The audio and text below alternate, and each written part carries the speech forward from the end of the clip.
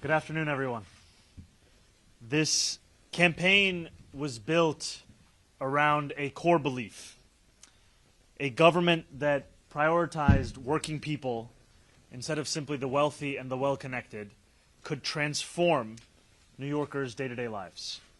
That remains my defining goal in City Hall: to deliver our affordability agenda for those who have too long been forgotten by our politics, to make a dignified life a reality for each and every person who calls this city their home.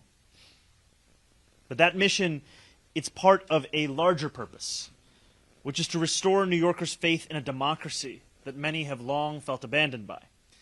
New Yorkers often associate government with an irrelevance to their day-to-day struggles, associated with the possibility only of meager results, small ideas, and even smaller follow-through, agendas that are quicker to say no rather than eager to get to yes.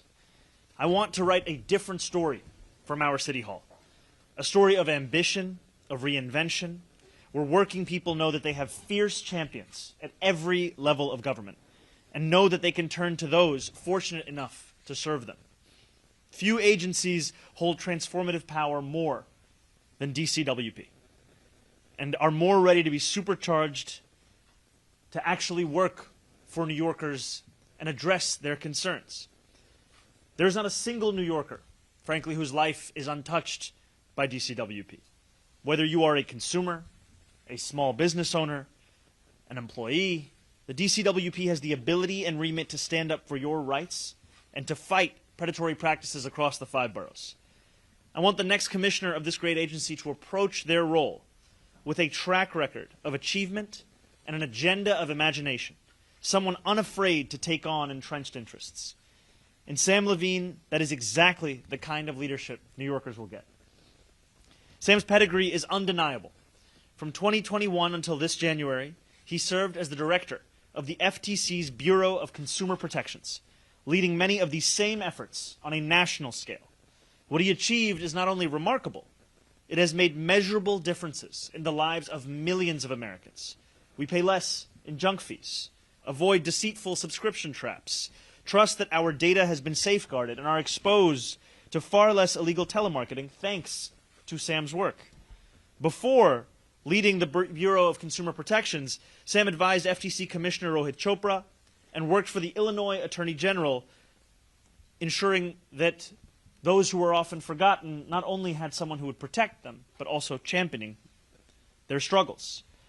Proud to be standing here appointing Sam to this role because of his experience leading work that restores people's trust in government, not because it is something of only a day-to-day importance, but frankly because this is part of the long-term objectives and goals of our government and what government should aspire to everywhere.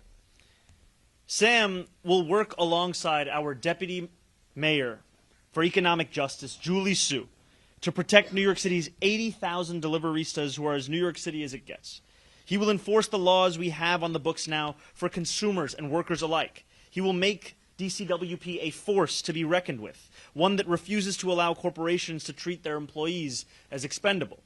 When he succeeds, that success will be felt in a city that is vibrant with flourishing small businesses, in markets full of people who can afford to buy gifts and goods for themselves and their loved ones, in workers who know that their leaders, in fact, have their backs, and in an economy that is fairer and more accessible for all.